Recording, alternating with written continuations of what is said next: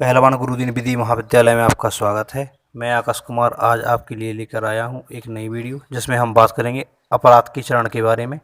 Stage of crimes. यह सर्वविदित है कि कोई भी अपराध एकदम कारित नहीं हो सकता। अपराध के पूर्ण होने तक उसे अनेक स्तरों अर्थात अवस्थाओं से गुजरना होता है, जिन्हें हम अपराध के चरण कह सकते हैं।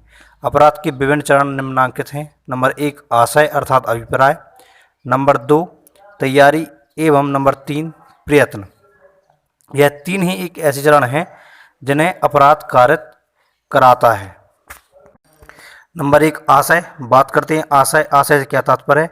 आशय अपराध अर्थात आपराधिक कृत्य की प्रथम एवं प्रारंभिक अवस्था है। वह आशय ही है जो व्यक्ति को अपराध कारित करने के लिए प्रेरित करता है, लेकिन केवल आशय से अपराध का गठन नहीं होता। आशय के साथ साथ कुछ और भी क्रियाएं आवश्यक होती हैं। ओम प्रकाश के मामले में उच्चतम न्यायालय द्वारा यह कहा गया कि अपराध के गठन के लिए केवल आशय पर्याप्त नहीं है, आशय की परिणति किसी न किसी कार्य में होनी चाहिए।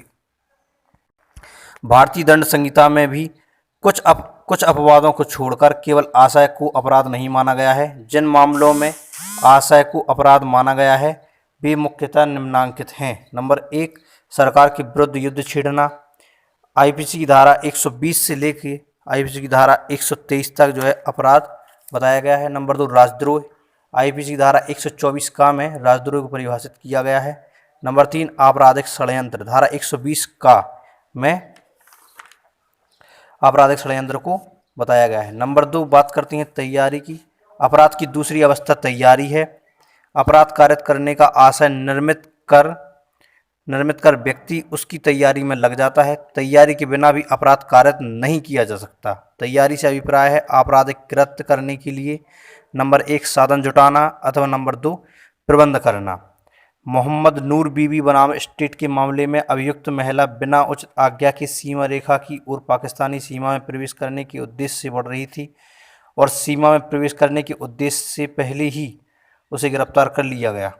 इसे अपराध नहीं मानते हुए यह कहा गया कि इस बात की परिकल्पना नहीं की जा सकती है कि जो सीमा रेखा की ओर जाता है वह आवश्यक रूप से उसे पार कर ही लेगा।